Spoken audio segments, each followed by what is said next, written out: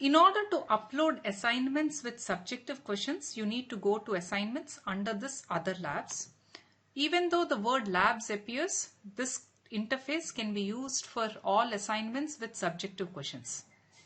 So in order to create an assignment, you need to click on this new button and it shows some fields which you need to populate. The ones listed as star are compulsory fields. So let's start with lab name. Let me call it demo. Oftentimes we want students to work in groups, in which case you can specify a team size as well. I'm going to specify a team size of 2. And this assignment, you want to publish it at a specific time. You can specify the time through this calendar. Currently, I will publish it right away because I want to show how things look, but you can choose a future time as well. There are 2 deadlines specified here. What is the difference? Hard deadline means after this time, you will not accept any student submissions. After soft deadline, you can continue to accept student submissions, but maybe with a penalty. So essentially, it is expected that students submit by soft deadline. A few may submit after soft deadline, but they may get a penalty in terms of their marks. After hard deadline, you do not accept any more submissions. So this can also be specified. So let me select some time for the soft deadline. Hard deadline is an optional field. You don't have to fill it, but let me just fill it to show how things look. So next comes, how do you specify instructions about the assignment? Importantly, how do you specify questions to be asked to the students? So for this, you need to know the ODT format. Some of you are already familiar with it. Some may not be aware of it. ODT stands for Open Document Text. Its origins is in OpenOffice, which came about as an alternative to Microsoft Office, which is a paid software. Unlike that, OpenOffice is a free open source software.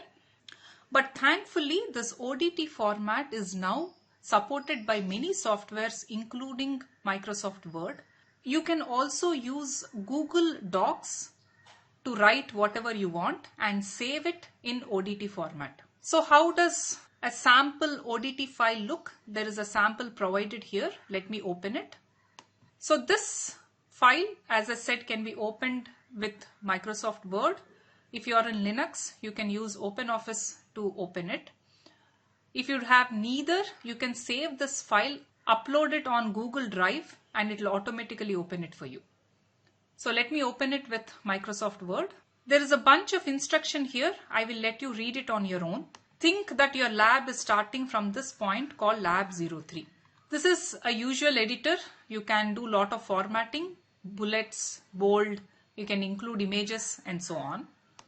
And here are some exercises where you are giving some instructions. Importantly, whenever there is a question, this is how you specify. You need to use this character Q, but whenever you want to insert questions, the first thing is you should insert them as bullets or a numbered list like this. And before them, you need to include the character Q. So when we parse it, whenever we see the character Q, whatever bullets or lists that appear after it will be interpreted as questions. One thing to note here is that there is some bullet here which is not a question. This will not be interpreted as a question because there is no Q ahead of it. Whereas below this, because there is a Q, all these will be interpreted as questions. So all you need to do is before any bulleted list, just put the character Q and we will interpret all these lists as questions and accordingly populate it. This will become clear when we upload this file. So I'm going to select an ODT file. So this is the file I'm using. I'm going to upload it. It got selected. Oftentimes we may also want to share some extra files with students. If you want to share multiple files with students, be sure to zip it and then upload the zipped file. Again, this is an optional field. It's not compulsory, but let me just select. So I'm just going to select, let's say, this assignments overview PDF. Next comes what are the files to be submitted by students. So sometimes you expect students also to upload certain files. Now this can be more than one file, and whatever files you expect, you can give them as a list here. So let me give readme.txt and report.pdf. I want to emphasize one thing here. If the student has to submit these two files, they can very well zip these files and upload it. Internally, we will unzip it and ensure that within the zip, these two files are present. And it does an exact match of the file name. In other words, if I specify readme.txt and the student uploads faq.txt, we will not accept those files because we expect the students to name the files as mentioned here. This is important because oftentimes whatever is uploaded, we may want to do additional processing over them. And if we know exactly the names that student has used, which we are enforcing, we can do a better processing of those files. So again, reiterating, we expect the students to submit two files for this assignment, and he has to name these files readme.txt and report.pdf. How to distinguish the files submitted by different students? We follow a directory structure where the directory name will include the student name. That way you know which folder belongs to which student. So we are now done with all the fields for creating an assignment. So let me click on submit. So here is an assignment that is created. It is telling what the title is. It is specifying when it is published, soft deadline, hard deadline. The current status is published because it's already past time. So, but in case it's a future time, it may say unpublished, and when it gets published, the status changes. If you want to edit it, you can always click here and edit this detail. For now, I won't edit. One other thing is when you click on the lab itself, a few more tabs appear. These are related to this particular lab. So let's see each in turn as well.